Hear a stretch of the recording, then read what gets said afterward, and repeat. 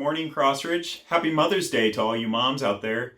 Today might be a little bit of a bittersweet day for some of you. Some of you might not get the celebration you would hope for. I know I sure wish I could give my mom a hug today, but an outdoor visit with social distancing might have to suffice for the circumstances. And others of you might get the joyful celebration that you desire. And certainly we're just so thankful for our mother's decision to choose life. And just take some time this morning to thank the Lord for your mom, and also to pray for our moms. I know it can be a hard time even during this season. And speaking of that, I want to address a couple weeks ago, our governor lifted the restrictions from local churches,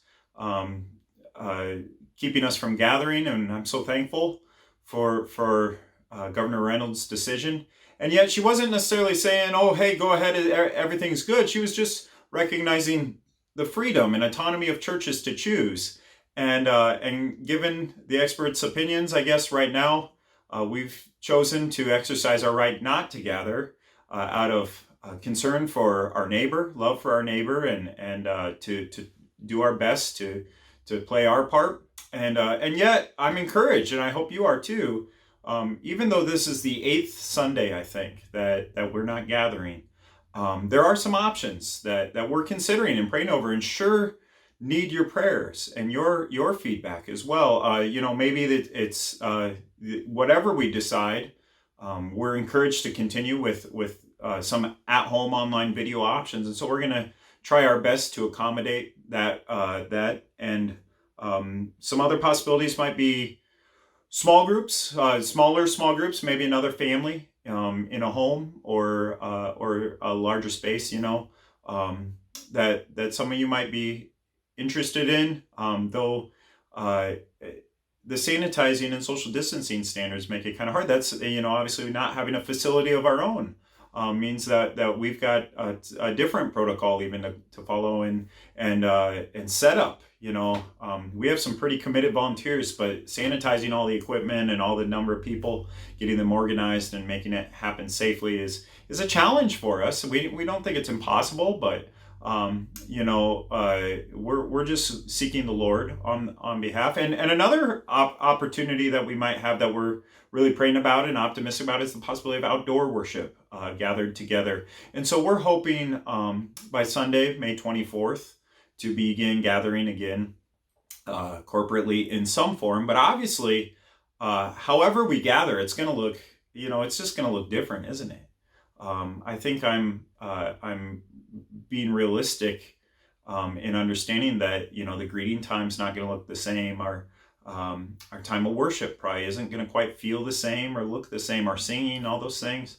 And so although we look forward to joyfully gathering together, there's an aspect of sadness and sorrow in all of this as well. And so, we understand that when we do return, we'll probably return at different times and in different stages, because you've got, each of us have different circumstances. My wife's a nurse in a different county, and their patients come from several counties. Several of those patients are more broadly exposed to the COVID-19 virus. So for our family, that's something that we have to consider. But your situation better than we do, and so you need to determine with the Lord what's best for you, and we're confident that that's okay. That's just fine. And when we do get together, things will look different.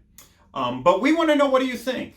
How are you doing? We want to know that you're online, but we also want to know what you're thinking and how the Lord's leading you as you pray for our church. So you can go to our church website, CrossRidgeEFC.com/respond.